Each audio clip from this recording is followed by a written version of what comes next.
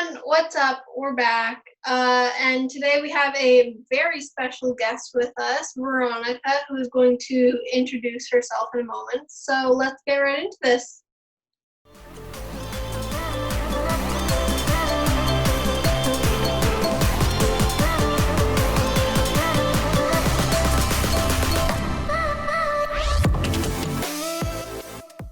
Alrighty, welcome Veronika to our little, I guess this is the second part in our little interview series. Why don't you start off by introducing yourself? Sure. So thanks so much for having me today. My name is Veronika. I'm 17. I live in British Columbia, and I'm going to share a little bit about the nonprofit work that I do in Guatemala. And I am also part of the visually impaired community. That's awesome. What condition do you have, just out of curiosity? A neurological condition. That's always fun. We love that. Before we jump too much into that, I'm very curious. I know you've definitely been featured on our page, and I've heard a little bit about your hobbies, and I'm definitely quite interested. So what are kind of some of the things that you like to do on the side? So I spend a lot of time in my community volunteering, hanging out with people, and overall making the world a better place for everyone. That's kind of my life goal. As well as I spend a lot of time baking. So you'll often find me making cookies or cakes or cupcakes. I just graduated high school, but on numerous occasions, I brought my entire school of about 500 students cookies, and they loved it. So I'm known wherever I go as a girl who brings baking. That's amazing. What's your favorite type of cookie or thing to make? Probably cookies and cream cookies. Cookies and cream cookies? Yes. Okay, well now I need to know how does that happen? I feel like cookies and cream is an ice cream flavor or something that's not actually cookies. Is I almost picture an Oreo. I don't know if you ever had the cookies and cream chocolate bars or not before, but they have taken that chocolate bar and made it into chocolate chip form.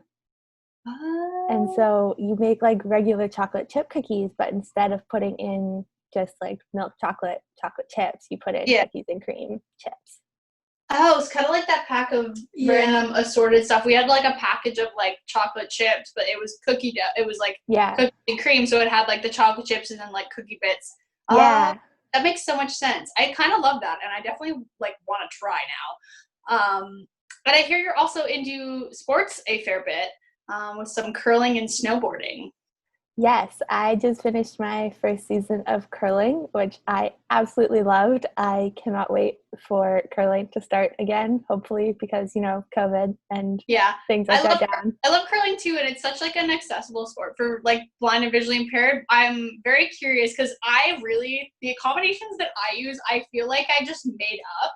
I'm we're just doing this now. So I'm really curious, is there anything specific that you do during curling that specifically for visual? Yeah, so I actually play with a team of fully sighted curlers in a league of fully sighted curlers. So I'm kind of the odd one out. But that didn't stop me. There's an amazing lady at my club who helped me and my team develop a number system. So because I still have usable vision, I can see the line right in front of me. So if they shout out a number, I know how far that is away from the center line in the line in front of me. And then I aim at that point, and then it ends up most of the time where they want it to go. Yeah. That's so cool. I do a close skip, so I can see the first line as well, and I have somebody stand on that line, and I basically just aim at the person. Yeah. But that's really cool. I like the numbering system. That's really neat. Yeah, it's a neat little thing. As well as, I just finished my first season with Vancouver Adaptive Snow Sports. So they offer snowboarding and skiing to people with all sorts of different disabilities, anything. They'll literally accommodate anybody. They're just getting a fancy new sit ski now that's actually controlled with your mouth and controlled by blowing. So for someone who literally has no motor skills at all, you're still able to ski and control yourself. That's really cool. Anything, literally any sort of disability they'll accommodate. That's so awesome. So we've heard a little bit about your nonprofit organization. So why don't you tell us a little bit about that? Yeah, so I run an organization called the Juice Box Project. We collect juice boxes and other refundable beverage containers, return them for money, and then sponsor wheelchairs for kids in Guatemala. I started this organization when I was at the young age of 6. Honestly, had no clue what I was doing Oh then, my but God. with the help of some amazing people, we made it happen, and it's grown over the last 10 years. And to date, we've sponsored over 100 wheelchairs for children in Guatemala. That's amazing. Yeah. Woo! We love that. Um, as somebody who drinks a lot of juice boxes, I'm curious, is there a way that like people can get involved in this, or is it just kind of like a BC kind of local thing where like you just kind of collect them locally, or like how do you acquire juice boxes? So for the last 10 years, it's been locally. So people have like called me up and been like, hey, I have juice boxes or pop cans or water bottles or whatever they have, come pick them up. We're actually going through a rebranding and relaunching process right now. And we're hoping to launch on a more national scale so that people will be able to bring them to their local recycling depot. And then the funds will be able to go towards sponsoring wheelchairs for kids. That's really cool. Mhm. Yeah, I like the idea like of expanding because like as somebody who drinks a lot of juice boxes, I was like, ooh. I also didn't know that juice boxes like that you could get money for juice boxes. Has that always been a thing, or am I just like uneducated about that? Like, It has been a thing as far as I know in British Columbia. Different provinces do it differently. So yeah, I'm not sure exactly what the specifics are province to province, but in British I think that Columbia, juice boxes, pop cans, water bottle, alcoholic beverage containers, yeah. they're all worth various amounts of money. See, I knew that they were recyclable, but I didn't know that they were like worth anything. And especially juice boxes, I feel like juice boxes are the most complex when it comes to recycling because it's like what you can and can't recycle, like of like the straw you can't, then the box you Yeah. can't. I feel like people like don't care enough to like separate the two, so they're like, I'm just gonna throw it in the garbage or just recycling and like just like kind of not care. So like, Mhm. Yeah. I'm very curious, how did this start? Like, what made you want to start this? When I was a little child, I spent a lot of time with my grandparents, and my grandfather volunteered for an organization called Hope Haven Canada.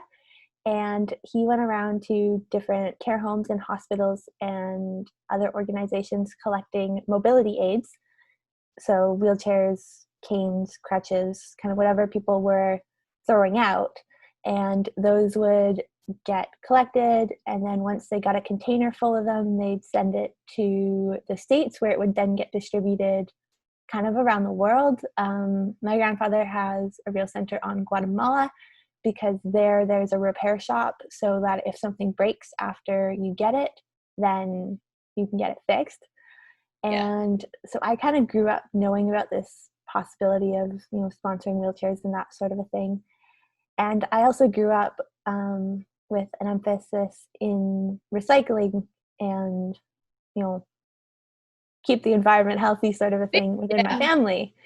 And through that, I learned that juice boxes were recycled. So when I started elementary school, my school wasn't recycling them. They were all going in the garbage, which got me really upset. So I was able to talk to my teacher and the principal, and we kind of made a plan where I would start collecting them from the school, and then the money we would receive from recycling them would sponsor wheelchairs for kids in Guatemala.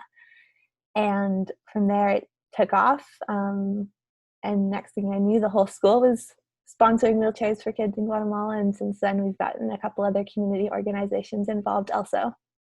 Wow. I know you already kind of talked about like expanding on a national level, but are there any other future plans for this project? Right now it's kind of all up in the air. My life is changing a lot with me Mm, finishing high school, me moving on to university. I'm not sure what my life is going to look like going forward. But yeah, we do hope to expand on a national level and yeah, continue to grow and make it more accessible for people to actually recycle juice boxes and help sponsor wheelchairs for children in Guatemala because right now you can donate online, but yeah. um, less people are willing to give up But cash. then so that recycling aspect Yeah. of you want that as Mhm. well. You don't it's Yeah. not just always about the money, it's also about this kind of Like, especially now, there's so many people who are getting involved in like climate change issues and all that. So I feel like it's even more important, just that recycling aspect, as well as like those are two fabulous things that are combined, and it's just amazing. Now, I also know that this project kind of brought on another little exciting thing for you when you were very young, and that was doing a TED Talk, which in my brain is like really cool, because I was like, I see TED Talks of like just like such great people, and then like seeing yours with like you were so young and all that. Tell us just a little bit about that, like what happened. When I was 11 years old, I was offered the amazing opportunity to submit an application to give a TED Talk. I was presenting as a youth keynote speaker at a conference where I met somebody who had done a TED Talk through another organization the previous year, and she really liked my talk and my idea and what I was doing with my life, and suggested that I should apply for a TED Talk. So we spent a couple weeks together putting together an application, making a video, writing a biography, making a website, and it was a very short amount of time, but we crammed it all in and submitted an application. And next thing you knew, I got a call for an audition because I was shortlisted as a potential candidate for the TEDx Kids BC presentation day. And from there, they called me up and said, "You've been selected as a speaker," which was an honor and something I never thought I'd be doing at 11 years old. No. And yeah, I was able to give a TED Talk and bring the Juicebox project to a larger stage and a larger audience. Now, is public speaking something that you were always kind of interested in, or was this really like a start, like just kind of going for it? Like, when I was in grade 2, at the end of the year, my teacher says, "Okay, so you've collected the juice boxes from the school. Now you have to go and thank them." So my elementary school of about 650 students, I went up at the end of the year with an English speech and a French speech because I was in French immersion and my school was a bilingual school. And little me at grade 2 was talking to the school. And I didn't know at that point in time that public speaking was something to be afraid of because no one had really told me that. I was like 6 or 7. yeah. So I got into public speaking that way, and I never knew to be nervous of it, so I never was nervous of it. And by the time that I learned that people are afraid of public speaking, I had already done so much public speaking in my life that it was just a normal, natural part of my life and what I did. Just kind of came naturally to you, sort of. I think that's something that's really Yeah. good when you get started in it so early, is that they're really like, I'm not, like, kids are literally afraid of nothing. Like, they're literally just gonna like go do it. They're like, "Do you want me to say this? Sure, I'll do it." So that's great. So, do you have any tips for people who are looking to get into public speaking, or if they're like nervous to like go in front of a crowd and say something? Honestly, I'd say just go for it. There's really nothing that you can lose to just go for it. As you do it more and more, it becomes more natural and it becomes easier. And it's something that you just have to put yourself out there and try, and the world will come alongside you. You might mess up and have a few really bad attempts at the beginning, but as you go on, you'll definitely get better. Yeah, for sure. I definitely agree with that. That just like, because I wasn't in it that early, and I know for myself, like it was like, okay, I did it the first time, and I was like, I am mortified to be up here. But then the more you do it, the more you're like, I feel like sometimes it's also about what you're presenting. Like when you're presenting like your project, where you're like, I am passionate about this, I want to tell you about it. I feel like it makes it a lot easier to present. Whereas opposed when you're like, somebody has like in school over here, they make us do like speeches, and they're like, just like pick a random topic. I think I did one on like Christmas or something, and it was like I had to research it, and like, yes, I like Christmas, but am I that passionate about Christmas that I'm not going to get scared when I'm presenting? No, it was scary. So I feel like that aspect of just being very comfortable with the topic as well is very helpful. Definitely. So since you are doing so many of these amazing things, like recycling and wheelchairs in Guatemala and all these things, like what kind of motivates you to do this? Like what makes you want to do this? I know you said you were kind of just involved in it when you were little, but like, is there anything else? I first traveled to Guatemala when I was 10 years old, and that trip changed my life. Um, I met so many children who had received wheelchairs through the Juice Box Project, and the stories that they shared about how, before they couldn't leave their house or before to go anywhere, their mother or father would have to lift them and carry them, and they didn't go far because, carrying a young adult is not necessarily easy. And there's a girl I met, her name was Roslava, and through the help of translators, we were able to explain to her, how she received her wheelchair. And once she fully understood that, she wrapped her arms around me and in Spanish said, "Thank you so much for the wheelchair." And then it kind of hit me that this little thing that I'm doing in Canada can change someone's life and change the trajectory of their life and what they are able to accomplish. That's awesome. I definitely think seeing the in-person effects of what you're doing is a huge motivator for a lot of people. Like, just, I know for us, all the feedback that we get from people who have been like, I met somebody with the same condition as me, or like something you said just like has helped me in some way. Like, getting that kind of feedback is huge, and why projects continue, because if you're not seeing the effects of something, it doesn't feel as important. But when you do see it, you're like, something that I am doing is now important in the lives of somebody else. And that's huge. Yes, definitely. On a less intense note, I feel like we've kind of covered the important stuff. We're going to go back to you a little bit. I know you mentioned some university in the future, but what is in the future for, not necessarily a project, but more like you? Like, what's up for school? What do you want to be when you quote unquote grow up? I'm 17. I don't have my life planned out. I don't have my career planned out. But in the meantime, I am starting in just a couple weeks now at the University of British Columbia. And I was supposed to be moving, but COVID, that's not happening.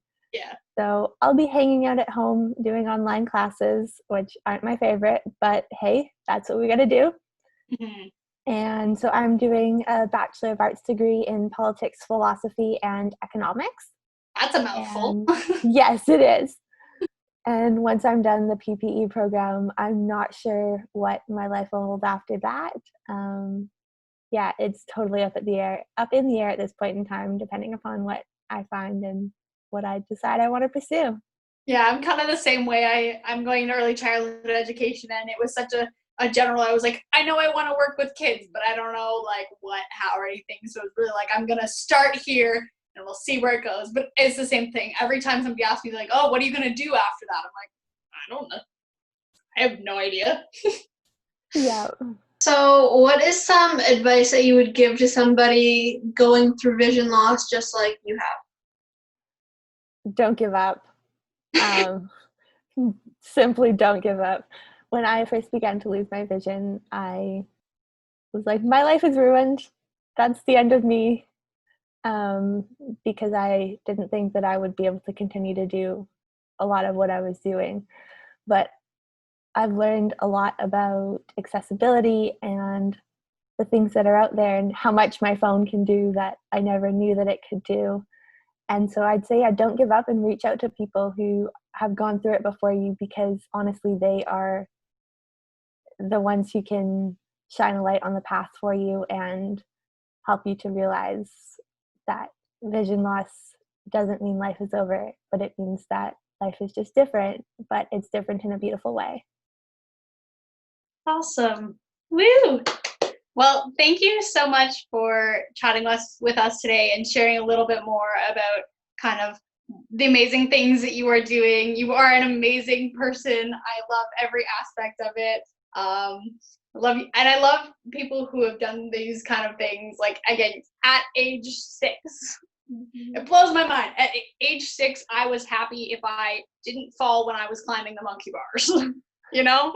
So thank you for sharing all of these things with us today. Well, that is all we have for you guys today. I hope you enjoyed learning a bit more about Veronika and what she's doing, which is just an amazing story. I loved hearing it so much. It was very inspiring. I hope you guys liked it too, and we will see you guys next time. Bye. Thanks for having me. Bye.